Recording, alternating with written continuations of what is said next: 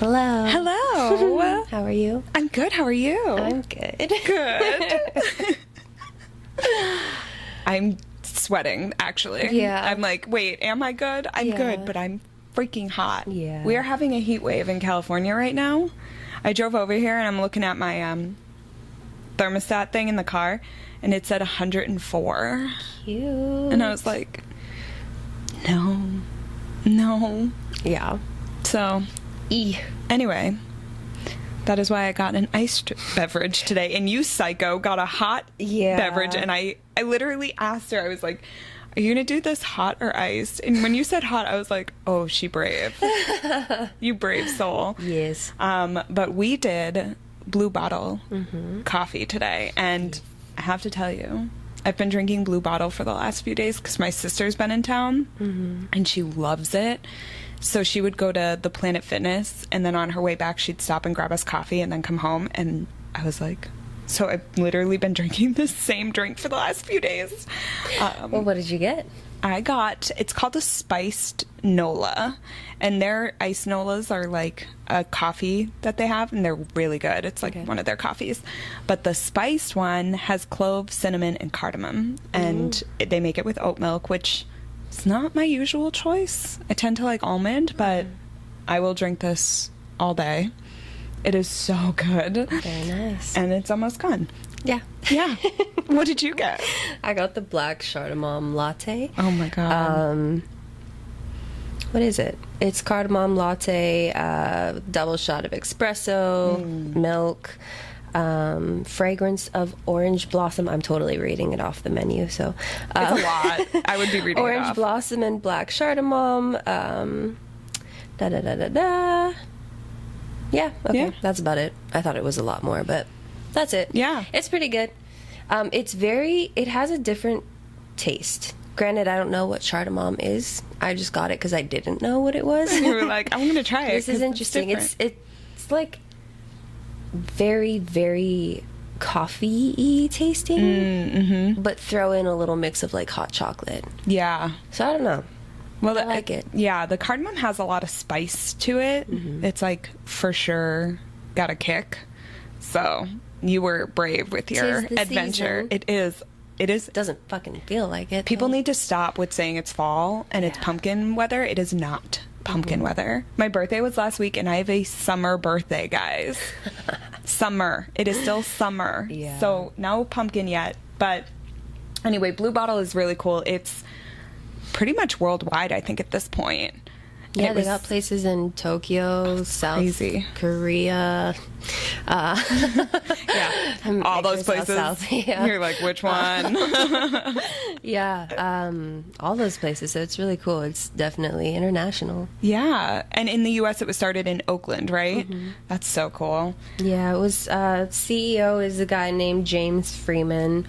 Their goal, like any other LA coffee shop, is sustainability and organic, and it's great. Yep. Their locations look like Apple stores. Yeah. Like oh my God, that's don't exactly like it's it. weird. I don't know if I like it. It's just very futuristic, very like sharp edges, Modern, I guess. modern, yeah. Interesting. Well, it was funny. I ordered off the app, and so when I went to go pick it up in the shop, they have it where you like go up to this little like pickup area, but it's one of those ones that you'll see in like restaurants where they put your like receipt there, and then you just go grab it and leave. And I was like, I haven't been to a coffee shop like this before, and I was like, I feel so high tech. Yeah. And I was like, do people just like take random people's coffee? And I hope not, but so. Today mine were there, and so I just walked in and walked right out. It was so lovely. Yeah. Wow. Yeah, it's really good. I'm gonna be chugging this, but we have to get into it because when we left off, yeah, it was gnarly. It was gnarly because all of a sudden there was silence in the Weaver's house, and poor Farrah, went to go quietly tiptoe towards the exit. The Weaver has now stopped singing, but she's also slowed her weaving. And as Farrah's right about to reach for the door, The door handle is not there. It won't open. She is locked in. Yeah. And the Weaver asks who is in her house. And Feyre starts freaking out at this point. Yeah. And she is starting to look around, trying to figure out where to go. She tries to go to a window. The window's shut and locked. The Weaver turns around, and Feyre realizes just how horrific this woman is. Like, from the back, she's beautiful. She describes her as having gorgeous black hair, pale, beautiful hands. Her skin is beautiful. Everything's beautiful. When she turns around, she is not beautiful. She looks like something out of a horror film. Yeah. Her eyes are, like, non-existent. Mm-hmm. Her mouth is full of teeth that have clearly gnawed on bone, which and her skin makes her look like she's hundreds of years old. Mm-hmm. So now Feyre is literally looking at a living nightmare, trapped in a house with human body parts being used as the house, as the whole house essentially. Yes. Yeah, so Feyre's in this state of panic, picks up a candle. I mean, good for her. Throws it at the thread, needle and thread where the Weaver was. And since we know what she was weaving, it is something that is extremely flammable, and it just bursts up in flames. Yeah. Then it's to that point where the Weaver still can't see, and she uses through other senses, and so you have the Weaver running around going after Feyre. Feyre then decides to climb inside the fireplace. Yeah, into the chimney. Into the chimney and trying to get away out there, where she very much is understanding now how weak she is, trying to get up, and she made a point of how weak Tamlin made her. She was really, really struggling to get out, and she ends up getting stuck in the fireplace, and she's not doing well in there. No, she's stuck. Yeah, Girl she's is stuck, and she decides finally that she's going to break the bricks loose and like make her way, clawing her way up through the chimney. There, she finally, thinks of something that can get her out of the way. Well, the Weaver enters into the chimney and lights, thank God, lights a fire under Feyre's ass. Not a real one, a fake one, a literal.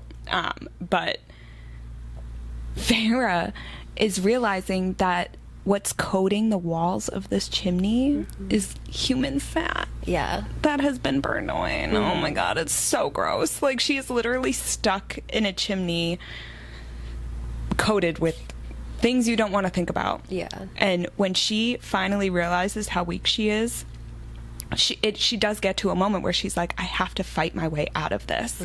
It's either die by the hands of this creature. Yeah. I mean, she didn't let Amarantha kill her. She didn't let the worm kill her, anything, but she's gonna let this freaking woman kill her over a mission sent by Rhys? Like, are you kidding? So she finally comes to the conclusion that no, she does not want to die today. So she starts using both her inner strength, because mentally she comes to this conclusion, and then she finds the physical strength through that. And I thought that was really nice that she got to that point on her own. Right. But she had to do it on her own. And she claws her way out of this fireplace and lands on this roof that is not made with hay. No, human hair. Oh my God. So now she's covered in human fat. And human hair. And then the way that the human hair sticks onto the fat on her. No. Disgusting. It's so gross. Poor thing. And the Weaver bursts out the front door and is screaming, and I can only imagine what this shriek sounds like. And she's screaming, trying to find where Feyre went. And Feyre, being very lucky that a tree branch just so happened to be right next to this roof, starts hopping from branch to branch trying to find Rhys, being like, where the fuck are you? This dude is legit lounging on a tree. His hand is draped over the tree edge. He's just hanging out. And I'm just like, you motherfucker. Yeah. And he gets over to her and then winnows them back to the House of Wind, where Feyre promptly vomits all over the floor in front of Cassian and Amryn. As she should. As she should, because if I was covered in human fat and human hair, and just had to look at that woman, I would be vomiting too. Yeah. But Amryn, I love what she did. She like snapped her fingers and the vomit's gone, and then everything was gone off Farrah. But like that feeling of like, it's so still there. Yeah. But yeah, so she screams at Reese, and she's like, I could have used some help. And he was like, you had to figure this out on your own. Like you had to find that strength to do that. And Farrah's pissed, rightfully so. Like, I get it. But then she looks and turns to Cassie and is like, okay, fine. I want you to teach me how to fight. And I was like, there you go. I think we're finding the fire again. He just pushed her to that limit where she's my God, seriously. She's like, I am so sick of all of you. Yeah. And she even wants to know, she's like, well, what were we even doing there? Like, whose ring is this? Yeah. And Reese is like, well, that's my mother's ring. She had given it to me and then took it back and gave it to the weaver for safekeeping. And Farrah goes, safekeeping from what? And he goes, so that I wouldn't waste it. And that's a really fun way to hide a ring.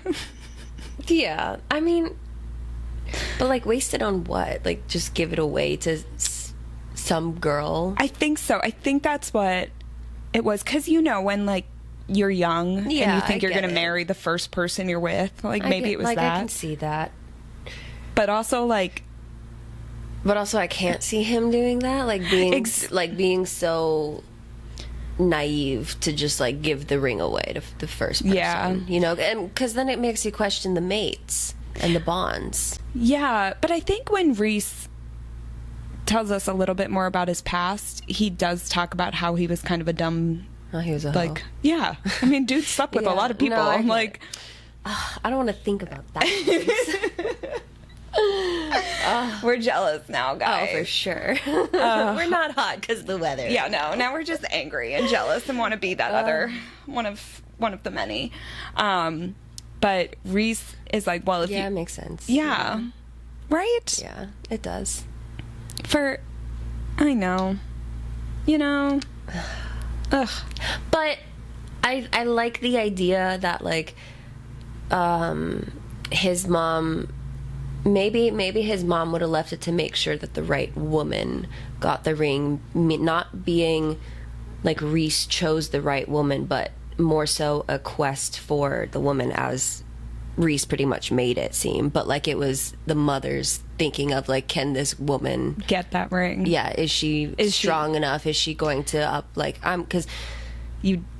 Wow, girl, it's making my brain think for sure. But like that's it. Yeah, like, no, because like with my boyfriend and his mom, that's what I'm making that connection with. It's so similar to where his mom would want to, like, his mom fucking loves him to death, and as she should, right? Yeah, great son, but.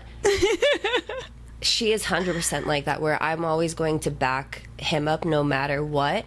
I'm going to love you, meaning me, no matter what. I'm going to back you up, but like, are you, when we've had this conversation with him being an actor, are you strong enough? You know, are you strong enough for certain things and a lot of other stuff? But that's the same concept I kind of see with that. That's like... That's probably it. Spoiler. That's it. Like... I think it's mentioned in one of the books, like, because I don't remember. To be completely honest, I'm not entirely sure if it is, but I remember either hearing about it or reading it in one of the books. But basically, because Reese is so powerful, he needs to find someone of equal. Yeah. And that, again, I cannot... We won't go into that. Yeah. We won't go into that. But you like are hitting nails on heads right now. Okay. Like, I'm obsessed. Yeah, okay. I also love how you put it together in your own experience, though, because like that means so much. Like, and you want to be with someone you're on equal footing with. Like, you don't want to be with someone who's maybe not at. You want to be with someone and have the same level. Like, you never want that imbalance. Yeah. Because then you're constantly feeling like you need to work harder, and it's or not something. Fair to either exactly. Person. Yeah. So I think that's beautiful that you had your own experience too. And it's just really cute to think that like that bottom line comes down to mother-son love. Yeah. and protection. Well, you and knew. I mean, Reese's mom loves him so much. Like, we know that. And he loved her more than anything. So, well, especially. Oh my God. All right, we can't even go there. But like, back to story at hand before we get all emotional, because now I'm like, breathe heavily. I know, you guys, it's really. Have we mentioned it's fucking hot? But anyway, so Reese tells Feyre, he's basically like, okay, so you've agreed to train with Cassian, but now I need you to train with me. We need to, because you being stuck there, you could have used any of your powers you have the power to do other things. So now Reese is basically adding training into Feyre's employee. Like, that's part of her work agreement. Yeah. And the first thing he does is explain how much he hates Ianthe, and he's going into this, and Feyre's like, why? And he's like, if you can go through my shields, I'll show you why. And Feyre's like, I don't want to, but she tries anyway. She can't. So Reese is like, I'll show you. And we get this memory of just a naked Ianthe on Reese's bed in the Court of Nightmares, basically trying to seduce him and being like, we could make powerful offspring and blah, blah, blah, and really, really going for it. Like, her hand is traveling. She's just committed to this woman. And Reese keeps being like, get out. Get the fuck out. This is not happening. I'm not going to touch you with a 10-foot pole. And Ianthe gets up and stalks to him and then tries to reach out and grab him. And he grabs her wrist and breaks it. And tells her to go. Yeah. And Ianthe says, you will regret this. Yeah. And that's when the memory ends and Feyre is kicked out of Reese's mind. But Reese warns her that if she enters someone else's mind without a way out, she could get stuck there and she can become a slave. So don't ever do what he just did to her. And I'm like, oh, cool. Good way to show her, buddy. Like, yeah. So Feyre is left with all of this knowledge and a picture of who Ianthe really is. And she goes and takes a bath and finally gets rid of all the shit that has now been on her. And we get to a point where the Summer Court hasn't responded to their request. Yeah. So they're going to go to the human realm, to the mortal world, and go and meet up with Feyre's sisters. And Mor comes in to help Feyre get ready. And this is when we learn a little bit about Mor's backstory, which is really fucking sad. Well, the part that we've heard, we have not heard the worst part of it, to be honest. But Mor explains how women are basically considered like prized possessions in the Court of Nightmares, and how their virginity is guarded, and that when they become of age and when they get their first bleed, they're basically sold to the highest bidder. And that's disgusting and horrendous. And Feyre's like, well, what happened with you? How, did your family allow that to happen? And Mor explains that she was the most powerful one out of her whole family. And they could sense it. Even before she came of age, they knew something. And then, of course, when she came of age, that's when her power came into its full being. And that's when people were just wanting her. Yeah. And wanting to breed with her to create powerful offspring, which is all of this sounds like we're on a farm now and working with horses, and this is horrible. And her dad was like the worst of them all. Yeah. And like was ready to sell her to the highest bidder. And she says, the rest of the story is sad and painful and too long, but all you need to know is Cassian and Reese got me out. And that's all we get of this little backstory. It's cute. It just shows like the protectiveness of this whole group and how much they do for one another. Feyre's really starting to see this all around. And it's something she's never had at all. And so when the next day she's getting ready to go, or that later on that day, she's getting ready to go to the human world, and she has the choice to fly with Rhys, Cassian, or Azriel. And she's just like, I'm going to fly with Az. Because he seems like the safest option right now.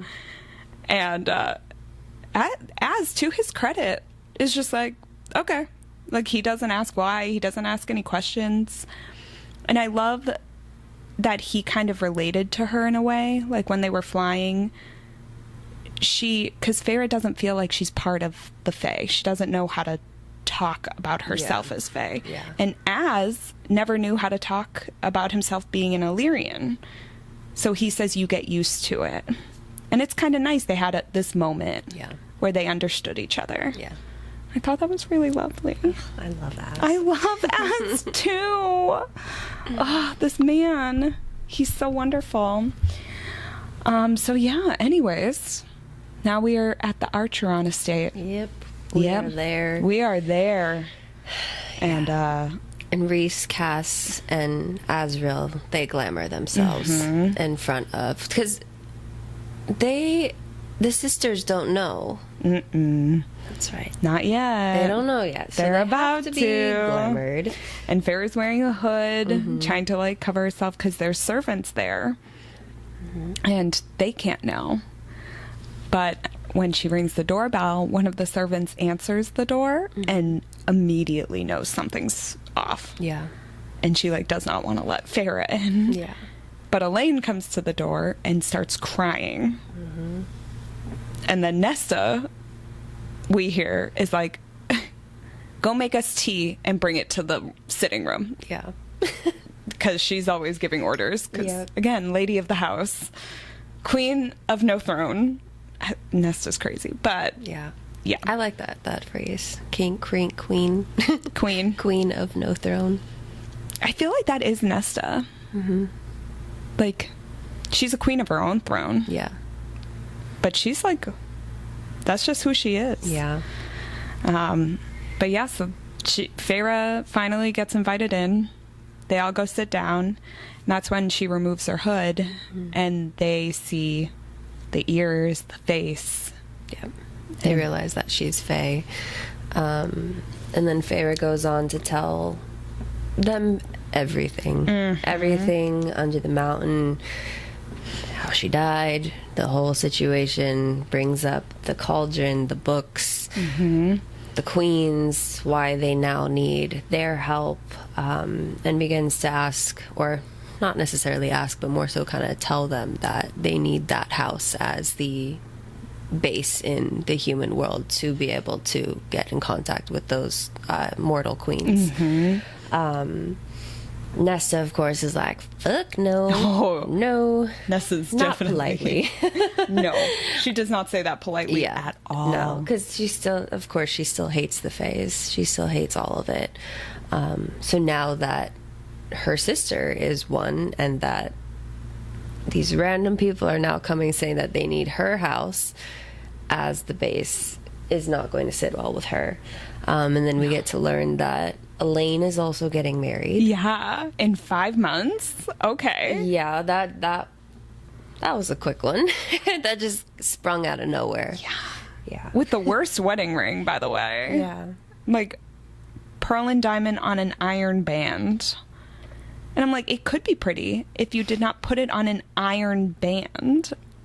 But again, you learn that this lord and his son are Fae haters. And that they like have created a home legitimately designed to keep Fae out. And that they would absolutely kill Feyre, Elaine, Nesta if they ever found out that they were working with Fae. So Nesta is like, no, absolutely not. We will not risk this. Not for Elaine.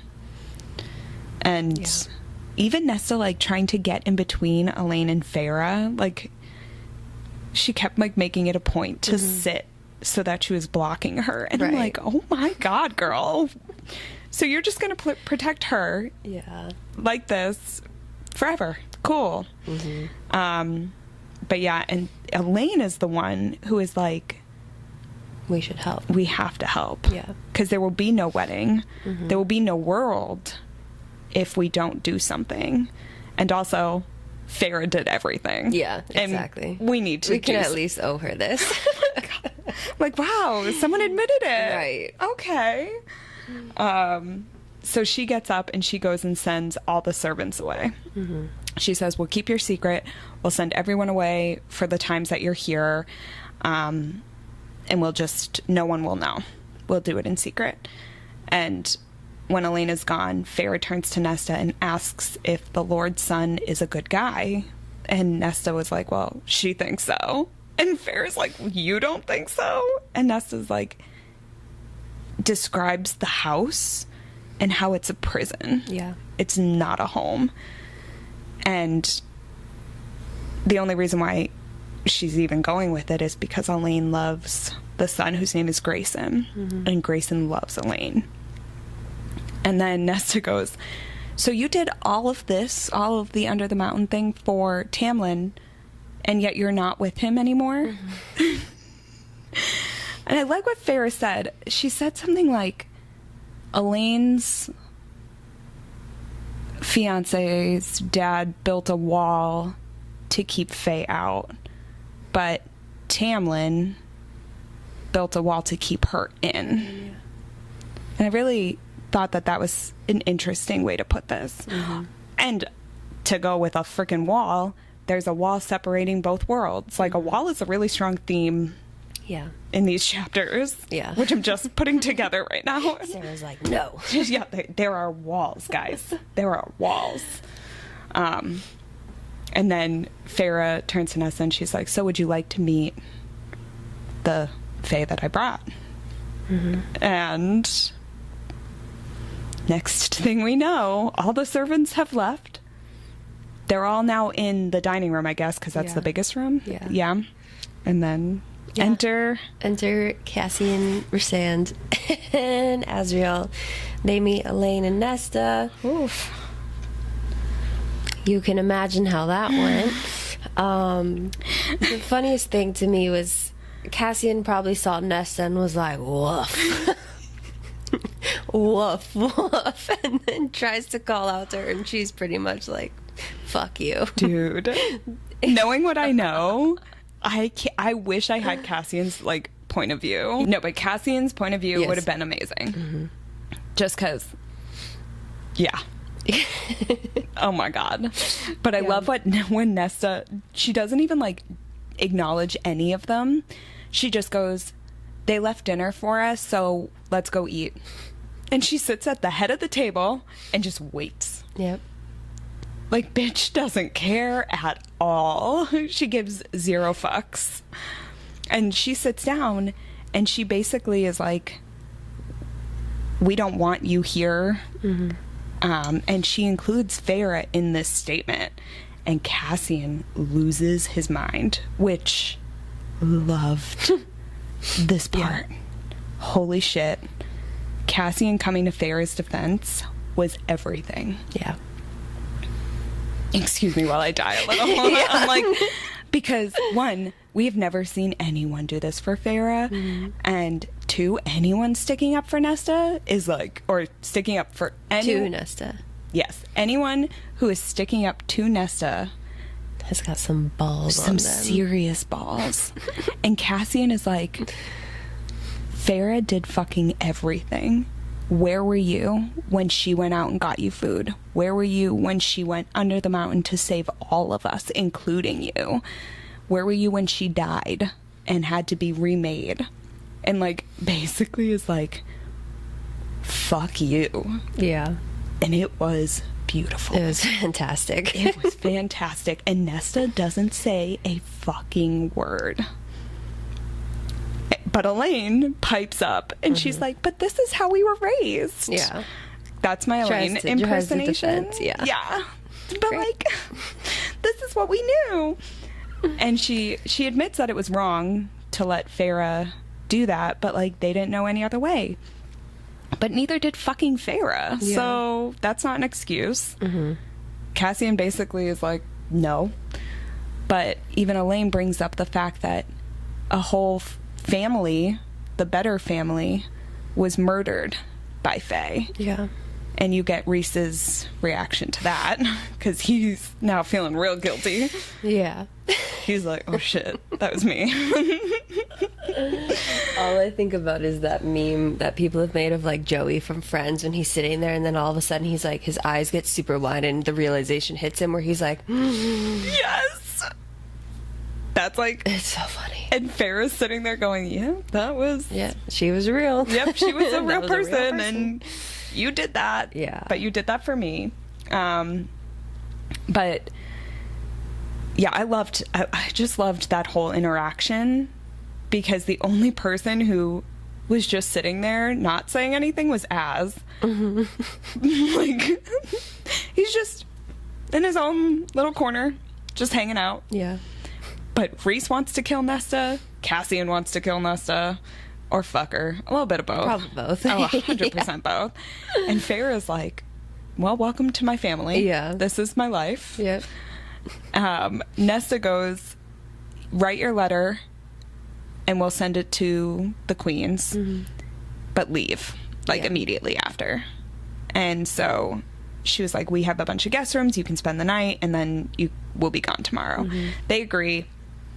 They write this letter, they give it to them to send off, and then they go to bed.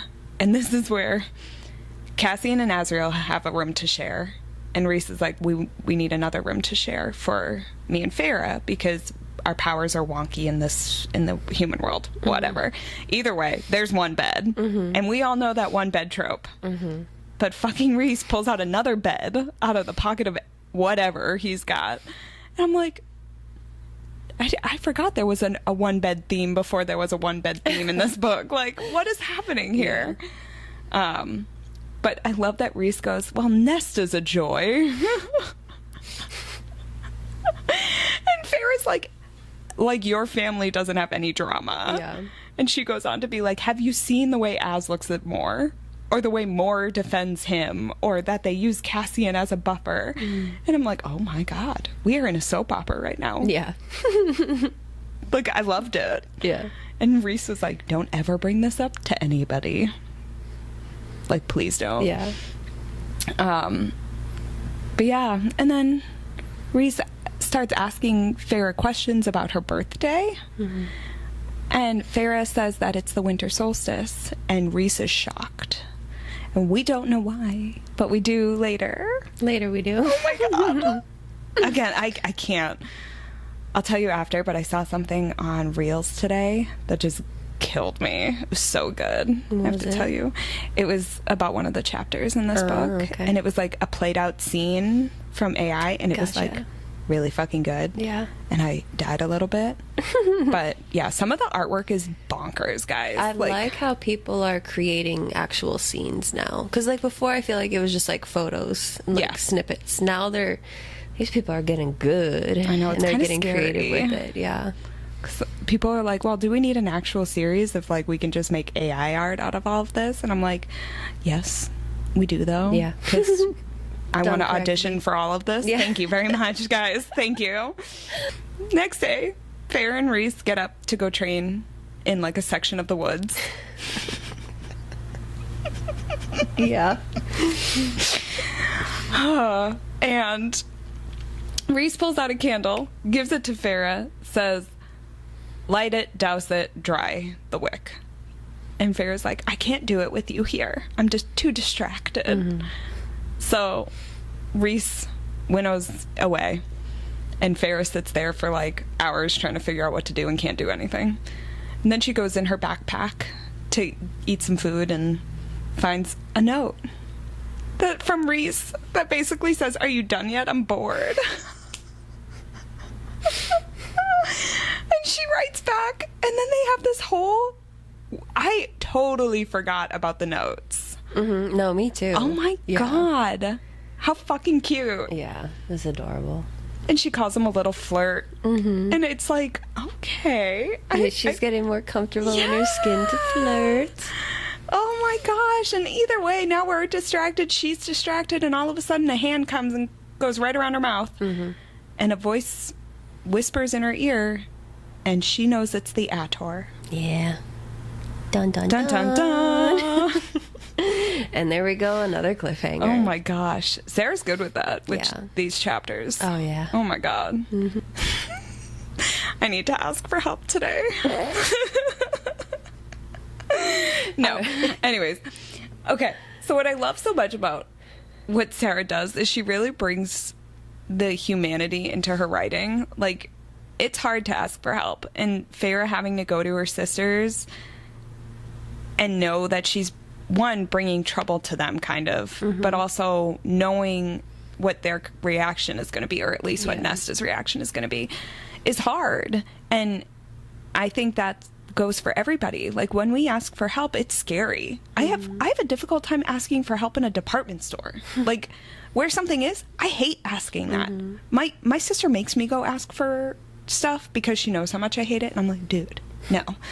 But I want to know what your experience has been asking for help, both it could be in the gym, but also while you were training for NASM, or within like that world, but also with your clients when they need help with something, how you make them feel comfortable in that, or what advice you give them too. So in terms of, I'm going to go like in order. Yes. We like in order. What we just asked. First, in terms of asking for help myself, I'm definitely one of those people that is like, I'll figure it out on my own. I can do it on my own. Most of the time I can. Yeah. So it's not that big of a deal. Yeah. But there would be definitely a lot of anxiety around, like you said, going to someone in the store. Hey, excuse me, where's this? Blah, blah, blah. And I think it improved a lot when I started trying to find, when I told you I went to Miami and I was trying to find confidence with myself, just have time with being with myself. And I feel like when I got to that point where it was really that realization of why I keep saying, like, no matter how much support you have, it's still you at the end of the day. I kind of made the confidence in some other areas a little bit more there, if that makes sense. And so I don't really get afraid to ask as much anymore with things in general, unless it's like family member stuff, and I'm like, you're clear. That's still one thing that obviously needs to be worked on, but that hasn't been a issue lately. In terms of then with my NASM training, like I told you, I had failed the first time, and when it came to the second time around, I have to say too, I didn't ask for help. It was just more so, I think it was more so the embarrassment of like having to admit to someone else that I had failed the first time, and it was like, well, I don't want to explain to them that I had failed and blah blah blah blah, that I need help, sort of thing. So kind of contradictory what I just said there, but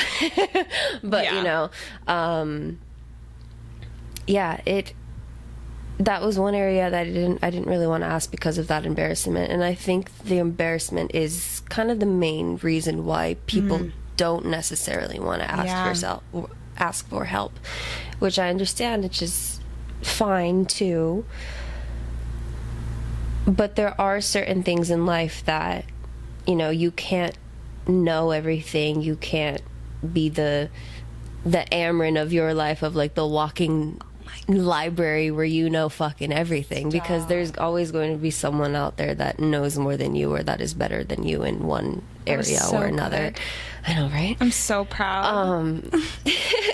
So yeah, it definitely took me some time to be okay with that. And I think then when I started working with the bodybuilding coach and my nutritionist now, like, I don't mind asking anything, because it's like, okay, I've gotten past that point where I know that if I ask something, it's really just learning from here. And what more can I learn? There's a lot to learn. So I don't mind at this point. And our clients come to us for help. Yeah.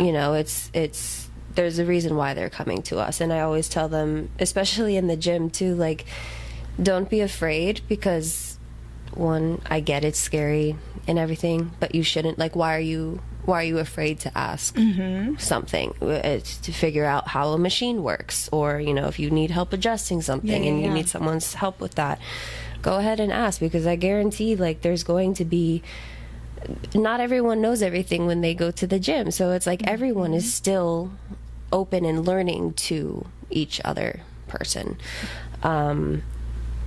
But yeah, I tell them not to be afraid, even though it can be scary, and that, you know, if someone were to judge you or make fun of you for asking questions, in my opinion, that's not on you, it's on them, for like, why are you judging to fucking learn, bro? 100%. Absolutely. Like, you're literally judging learning.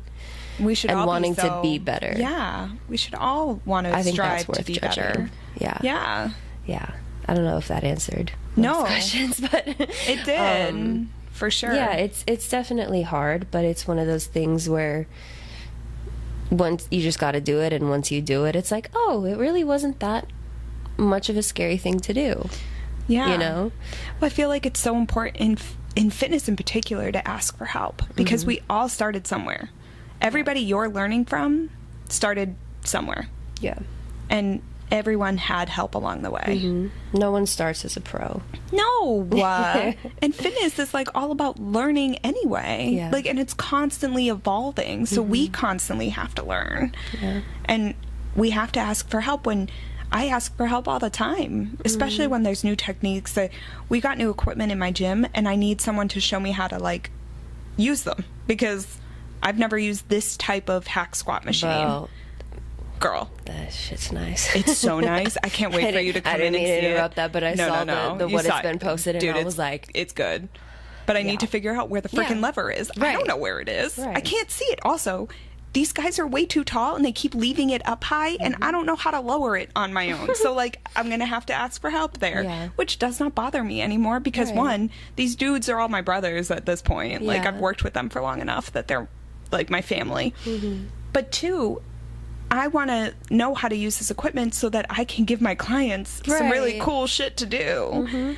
But, like, for years, I had such an issue asking for help. Like, it was not something ingrained in me. I was terrified. Yeah. And then eventually, when I did finally ask a good friend of mine to help me with a program, he did. And then he showed me what to do. And then I was able to do that. And then coming out here and being able to ask for help has been super beneficial, especially with NASM. Oh my God, when I started studying for that, thank God I knew people who had taken it, because I was going on. I didn't know anyone who took it. I got so lucky, because I had met some people at another gym, and they wanted me to bring me in to start working, because they heard I was doing the NASM, and so they were giving me, I just got so much advice on it, and I was like, thank God, because everyone I talked to had failed the first time, which I would have been fine failing the first time. But, like, thankfully, I had someone who was like, no, download this, pay attention to this is what is on the test. So, like, he gave me so much advice, and I was so grateful. Yeah. But, like, I know how rare that is, because it was not something a lot of people did at the time. Yeah. But, like, having that was great. And then even our friendship started with me asking for help. Yeah. Like, which I was terrified to do, because I hate asking for spots in the gym. I hate it. It's something I'm just like, it's because most of it is from men, and I really don't, unless I know the guy, I don't want you spotting me. Right. Because I don't know what your agenda is. Yeah. I feel much more comfortable with a female. So when I saw you lifting that day, I don't think we had ever spoken. No, we hadn't. And I just saw you, and I was like, I'm going to ask her for help. Because, you're like, girl, female, I see you. And I remember going over, and what a beautiful friendship blossomed out of that one interaction. Like, thank God, because here we are today. Yeah. But it was so nice to have that. Yeah. And so I tell that story to a lot of people, because, especially my clients, I'm like, if you're ever at a gym alone, ask for help. Like, if I gave you something and you forgot, text me, ask me for help. Yeah. But if you're at a gym and you see someone working out who looks nice or calm or whatever you need them to look like, don't be afraid, because look at what can blossom out of that one interaction. Like, yeah. It was a great way how we met, and it ties in perfectly. Oh my with God, everything what a we talk about. perfect tie-in.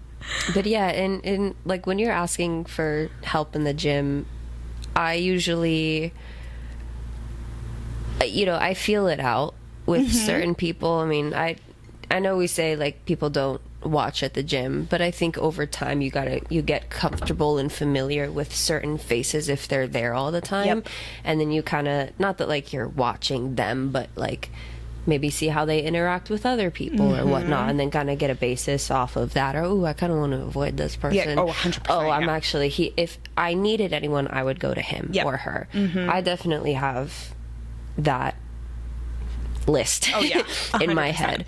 And it's the funniest thing too, because like the biggest people that you would think, oftentimes in the gym, the people that you would find the toughest, the scariest, the biggest, the most muscly, I promise you 99.9% of the time are the nicest fucking people you will ever meet, and are 100 million times nicer than the person with...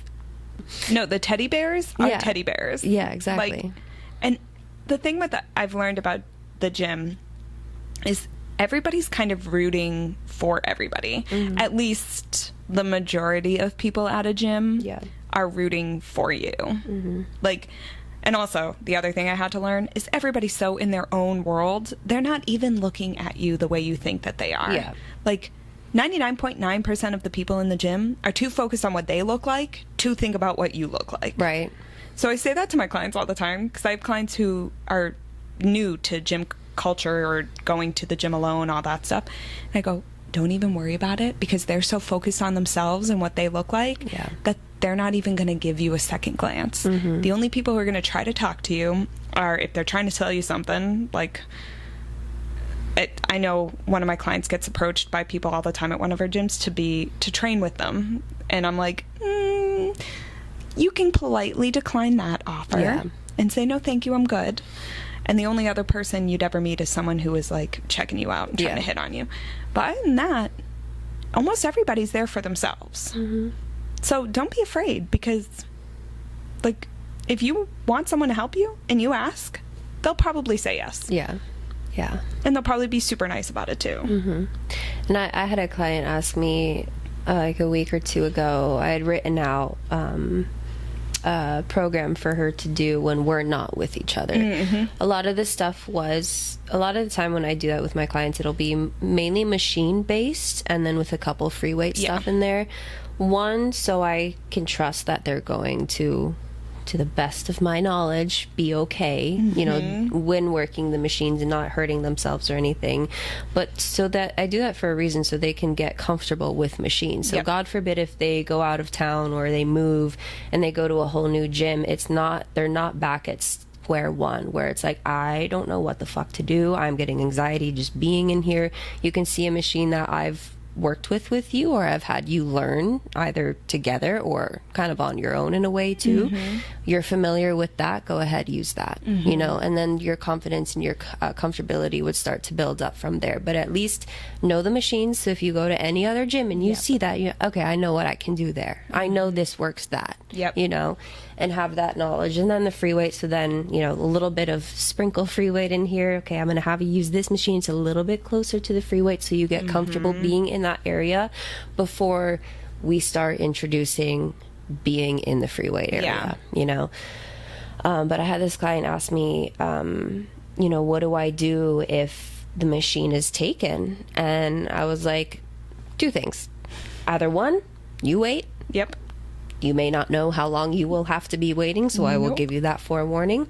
Or go up to them and just ask them how many sets. And she was like, is that like allowed? Like, can you do that? And I was like, fuck yeah, you can. One, if you're on a time crunch, you have every right to know. 100%. Not even that, but like, they don't own the equipment. No. It's the gym that you're all paying a membership for, so ask. They can have one more, they can just start, but at least you have an idea and you're not standing there wondering, overthinking to yourself, oh my God, everyone is staring at me because I'm just standing here. What do I do? What do I do? What do I do? You have an idea. Okay, if they're going to be on here another 5 to 10 minutes, let me go finish this thing up, or let me run to the bathroom really quick, or whatever you need to do. But I was like, do not be afraid at all, because you'll either get 2 responses, maybe 3. One, either, which is the shittier part of it, of you get someone, unfortunately, who is like, I just got on here. Oh yeah, with that They're kind of like the snobby ones, where they're like, I just got on here, you know, I haven't even started yet, or I've got 5 more sets, which I've got my own opinions with. When people say I've got 5 or 6 more sets, I'm just going to leave it at that. You'll either get that. When you do get that instance, it's like, okay. Yep. You're in a mood right now. I'm going to let you do your thing, but I tell them, don't let their reaction discourage you. Yep. They're going through their own shit. They're just taking it out on you. Unfortunately, you don't deserve that, but know that there are people like that in the gym. There's 100%. The entitlement, 100%. You either get that, or you'll get them being like, oh, actually, I have 2 more. Like, I'll be really quick. You know, I just got this amount much. You can have it after, that sort of thing. In that case, cool. Thank you so much. You know, now maybe you have a familiar face, you know, or you know, okay, I know I can approach this person and they're kind of safe, where I don't have to be like, I'm not going to approach you. Or you'll get to someone who I love and I think are angels and not very much there anymore. But you'll get someone, oh, I've actually got 2 more sets, but do you want to work in with me? We can work in together. We can share it, you know. Love those people. Those people are the best, because they know that you've got shit to go through, you know, whatever. And you just kill 2 birds with 1 stone and you get that. And if that's the case, great. Now you get to use that equipment. Again, potential friend, if there's someone who you would talk to in between sets, or if you are just using the equipment, head down, headphones in sort of situation, that's fine too. At least you know that's an opportunity in the future of, hey, okay, at least I know I can work in with them. They're friendly. I don't have to be afraid, you know? It's all just familiar faces, and you never know what blossoms from any of that. So and asking that, getting comfortable with that, it changes everything outside of the gym, because now you've basically tackled, for me, it was one of my biggest fears. But now when I go out and I need to ask for help, I'm not afraid anymore to ask people for help, because thankfully through the gym, really, I've gotten so comfortable with going up to random people and just being like, hey, are you almost done? Like, how many more do you have? Just by doing that simple thing, it's changed my whole dynamic in asking for help. And honestly, I think asking for help in a gym setting is like, I guess, harder in a way than going to like Target and asking where this is, because like in the gym you have to, like, you see them every day, pretty much. You'll have to go back, whatever. But you're also doing like movements in front of them. You could be squatting in front of them. You could be like rowing or using the cable, whatever. So it's not like a, hey, where's this? Oh, thank you so much. Bye. Never get to see you. It's, hey, how much you got here? I'm going to do movements right in front of you. I'll see you tomorrow. Right. That's so much scarier than the person you'll never where the see fucking again. Cheese is in the grocery store. So like, if you can tackle just asking one person in your next training session or next visit to the gym how much they have left or whatever it may be, how to use a machine or anything like that, I can promise you can do so much more. Seriously. Inside and outside of the gym. You know, it's that's the thing that I love about the gym, is like you tackle so, like, it's not just working out. It's not just working on your physical body, but your mental health as well. You know, maybe the confidence in yourself or the just communicating wise, you know, and it trickles outside of the gym and outside into your life. It really does. I love that idea, and honestly it really ties back into these chapters, because freaking Pharaoh, when she had to climb through that fireplace and found that inner strength, she was able to come back and be like, well, I was physically strong, I tackled that, now I can do anything. And like, I think that's such a cool way to tie that in, because it's so true. What a wonderful topic. I loved that. Yeah, so that's our task for you guys, is to do something a little scary outside your comfort zone the next time you're at the gym. Maybe ask the nice looking girl across the way if she'll help spot you. Mm-hmm. And then get a wonderful friendship out of it. Because maybe start your own podcast. Yeah, oh my God. How great is that? Okay. Yeah. On that note, what was your thorn and rose this week? Rose having to be Reese lounging while Feyre's dying from the Weaver. Just that. Yeah. And then also the note of, are you done yet? I'm bored. Like, oh, I love him. Yes. I love it. For sure the rose. Just because, like, it's also like he's a hot dude. Oh my God. And the flirtiness, his character, all of it, it just shows, even more about who he is. And then their relationship with Feyre, of course. Can't forget about Feyre. Yeah. For a second we did. Oh, yeah, we always do. And then Thorn, Ianthe. Oh my God. The scene with Ianthe. Ugh, stupid Ianthe. I've always hated her. She's the worst. Yeah. Anywho, yours? Oh my God, I'm just thinking about how awful she is. Okay. My rose would have to be learning about the ring and the meaning behind the ring. Loved it. Mm-hmm. Very excited to see where that goes. And also, my second rose, because I have two, is Cassian coming to Feyre's defense. Standing up for her to Nesta was everything. Mm-hmm. And I loved every moment of that. My thorn is going to have to be fucking Nesta. Because, dude, they had reached some nice common ground that previous time Feyre was there. Yeah. And for her to just all of a sudden be like, well, fuck you. You're not welcome here. No, I'm not okay with that. Mm-hmm. No. So, Nesta, you're back on my shit list. It's okay, Nesta, baby. I got you. Oh I got my gosh. Back. I know I'm gonna be fine with her in a minute, but right now, I'm not okay with her. No, I know. I'm very angry with Nesta. Yeah. But anyways.